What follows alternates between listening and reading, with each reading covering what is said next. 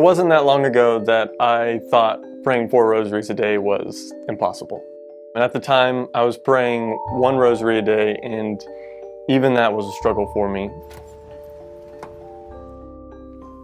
One night in adoration, I was praying in front of the Blessed Sacrament, and I felt in that moment that night that he was asking me, okay, now try praying 4.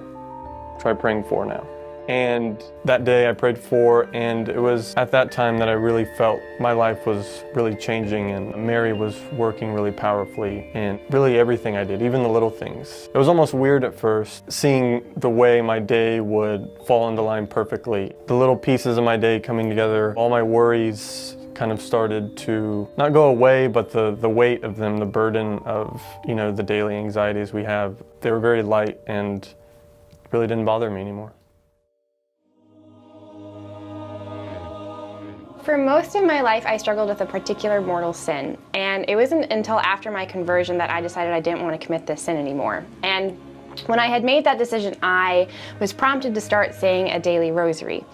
And while I was receiving the grace from that daily rosary to say no to that sin, I was still struggling severely with temptation. So when a friend advised that I begin saying 4 rosaries a day, I thought that's a lot of rosaries, but I gave it a shot. And there are 2 big things that I noticed that changed immediately. The first is that I felt immediately protected from temptation. What was once so unbearable that I had to leave the house now became so slight that I could easily say no and move on and forget about it. This was a miracle for me because I had felt imprisoned by this sin my whole life. So to be able to finally say no to it so easily felt like such a victory for me, and I finally felt free. The second thing that I noticed is that praying 4 rosaries a day and meditating on all 4 mysteries instilled in me a deep love for God and a deep loathing for sin. Because instead of it just being about following the rules because, the church and the Bible say don't sin, it now has become, I love God and I don't want to hurt him. For a long time, I struggled with depression and anxiety, and I would feel a great interior darkness and desolation. I would also suffer from insomnia. I wouldn't be able to sleep at night, and nothing that anybody said or did could make me feel better.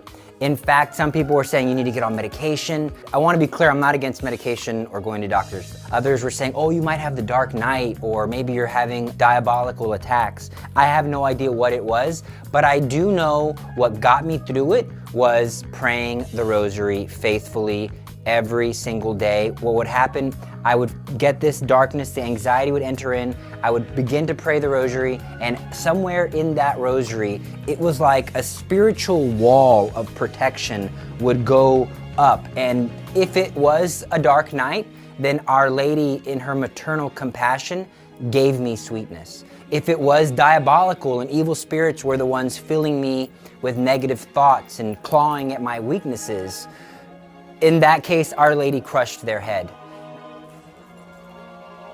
I need to hold on to my rosary because I don't like this subject.